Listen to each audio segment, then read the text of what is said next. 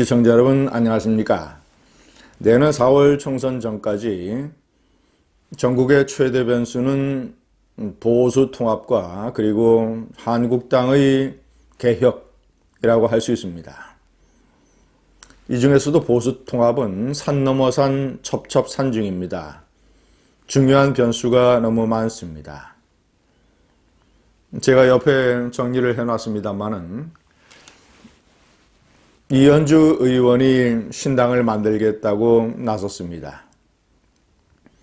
이런 것들이 보수 통합에는 얼마나 많은 뇌관과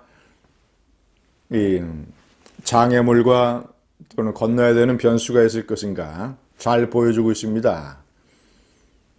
가장 중요한 변수는 패스트 트랙입니다. 1차 고비이기도 하고 12월 3일 문희상 의장은 선거법, 공수처, 검경, 수사권 조정 3개를 본회의에 부의하겠다고 했습니다. 자, 그러면 그때서부터 이 더불어민주당과 좌파 연합이 맘만 먹으면 과반수, 그러니까 의결 정족수가 확보가 됐다라고 판단을 하면 군사작전 하듯이 밀어붙이면 한국당과 커다란 물리적인 충돌이 아마 있을 겁니다. 그런데 결국 국회의 방어권을 발동을 해서 통과시키게 된다면, 그리고 만약에 이 패스트 트랙 연동형 비례대표제로 인해서 지역구 의석을 잃어버리는 더불어민주당의 많은 의원들, 이런 설득 작업에 더불어민주당이 성공한다면 통과 가능성을 제가 단정을 하지는 않겠습니다. 그러나 만약에 통과된다면 이 연동형 비례대표제는 보수 통합에 상당한 변수가 될 겁니다. 왜냐? 만약에 연동형 비례대표제가 채택이 돼서 소수 정당이 정당 득표율만으로도 의석을 확보하거나 늘릴 수 있는 여지가 커지게 된다면 지금 현재 보수 통합 대상으로 거론이 되고 있는 유승민 계열 바른미래당의 변형 모임 15명의 의원이 가세하고 있죠. 보수 통합에 대한 이들의 생각이 달라질지 모릅니다. 의원들에게 가장 중요한 것은 내년 4월 총선에 공천을 받아서 다시 국회에 들어갈 수 있느냐 여부일 겁니다. 그런데 현재 한국당이 내세우는, 그러니까 유승민 세력과 합치더라도 유승민을 포함한 15명 의원 중에서 출마를 원하는 사람은 경선을 거쳐야 된다. 유승민을 포함한 누구에게도 공천이 보장되지 않는다. 한국당의 다른 의원이나 또는 출마자들에게 적용되는 똑같은 공천심사 룰이 적용이 돼서 아마 이들에게는 어떤 이 전략적인 판단으로 어떤 공천 결정을 내리게 되면 또 논란이 있을 수가 있으니까 아마도 이들 중 상당수는 원칙대로라면 경선에 붙여지게 될 것입니다. 그런데 경선을 하게 되면 유승민 의원조차도 공천을 받는다는 보장이 없습니다. 자, 그러면 나머지 의원들 재선 또는 3선, 4선, 5선을 노리는 많은 의원들, 이런 의원들은 과연 지금 방식으로 한국당에 들어가서 경선을 통해서 공천을 받을 수 있을 것인가? 아마도 깊은 회의를 할 겁니다. 그런데 연동형 비례대표제가 채택이 되면 만약에 유승민 신당 같은 경우에 정당 득표율을 5%만 얻어도 약 연동형이 50%가 적용이 되니까 2.5%라고 하면 약 7석 내지 8석의 비례대표 의석이 가능한 겁니다. 자, 그리고 권역별로 지역구에도 출마하고 비례대표에도 등재가 되면 석패율 제도에 따라서 어느 정도 지역에서 나름대로 득표력이 있다고 생각하는 의원들은 지역구에서 떨어져도 비례대표로 국회의원이 될 수 있는 것입니다. 자, 이런 국회의원이 다시 될 수 있는 가능성의 길이 이렇게 활짝 열리는데 구태여 보수 통합을 해서 한국당에 들어가서 경선을 치른다? 그런 선택을 할까요? 그래서 이 패스트 트랙 연동형 비례대표제가 보수 통합의 중요한 하나의 장애물로 등장하게 되는 것입니다. 이 패스트 트랙을 막는 방법에 관해서는 이제 여러 가지 그 아이디어들이 있습니다. 김무성 의원 같은 사람은 최후의 수단으로 황교안 대표가 판을 엎는 이런 극단적인 선택을 해야 된다. 그것은 의원직 사퇴다.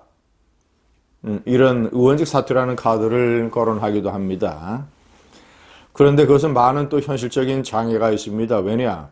의원직 사퇴서를 총사퇴를 해도 한국당 의원이 109명인데 문희상 의장이 이것을 채택하지 않으면 법적으로는 신분이 유지가 됩니다. 그러나 정치적으로는 사퇴를 하게 되면 국회에서 철수를 해야 됩니다.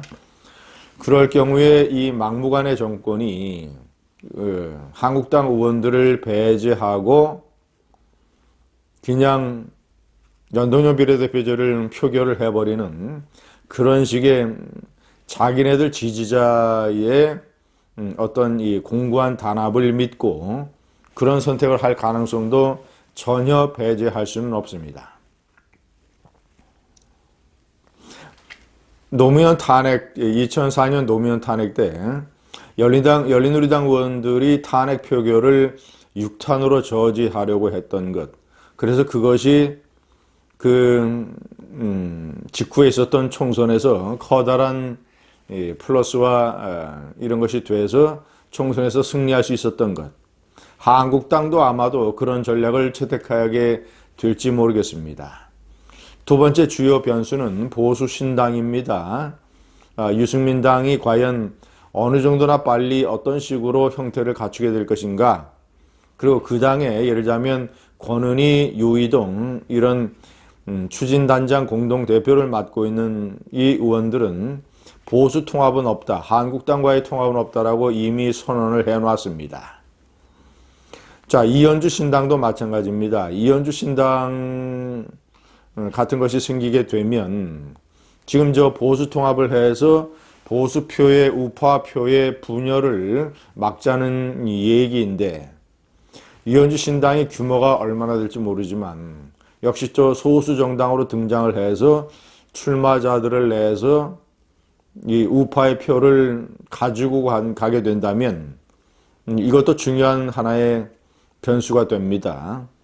세 번째는 탄핵의 정리와 네 번째 박근혜 대통령의 메시지는 같은 맥락이라고 할 수 있습니다. 아무리 탄핵의 강을 넘어선다라고 하더라도 한국당은 현재 탄핵에 관해서는 일종의 상극의 세력이 공존하고 있습니다. 자, 그렇다면 보수 통합의 과정에서 탄핵이라고 하는 변수가 제대로 정리가 되겠는가? 탄핵의 강을 넘는다는 선언문 하나로 모든 게 덮어지겠는가? 공천 과정에서 탄핵의 책임론은 나오지 않겠는가? 그리고 탄핵에 이어서 당을 배신하고 떠났던 탈당파들에 대한 문제를 거론하려면 탄핵을 또 거론을 해야 되고 그런 과정에서 공천 과정에서 커다란 불협화음이 생기지는 않을 것인가? 이런 것을 다 감안하고 보수 통합이 될 것인가? 이런 문제에 관해서 박근혜 대통령이 어떤 메시지를 낼 것이며 그 메시지가 과연 어느 정도나 파괴력이 있을 것인가? 박근혜 대통령이 내년 4월 총선에서 이 우파 세력에게 불리한 식의 정치적인 선택은 하지 않을 겁니다. 어쨌거나 제가 판단할 때는 분열보다는 통합.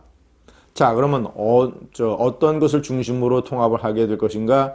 탄핵의 문제에 관해서는 박근혜 대통령이 어떤 식으로 표현을 하고 메시지를 낼 것인가? 우리 공화당 측에 직접적으로 메시지를 낼 것인가? 아니면 우회적으로 할 것인가? 모든 것이 중요한 변수가 될 겁니다. 그리고 자, 그 메시지에 따라서 조원진 대표는 박근혜 대통령의 결정에 따른다라고 말은 하고 있습니다만은 조원진, 홍문종 이 두 대표의 정치적인 선택, 이들의 내년 4월 총선 국회 입성 가능성, 그리고 어떤 방식이 가장 또 효과적으로 이들에게 내년 4월의 입성을 보장해 줄 것인가? 패스트 트랙이 통과되게 된다면 우리 공화당도 소수 정당의 유혹에 또 빠지지 않겠는가? 박근혜 대통령의 메시지에도 불구하고 이러이러한 것들이 대단히 중요한 변수입니다. 감사합니다.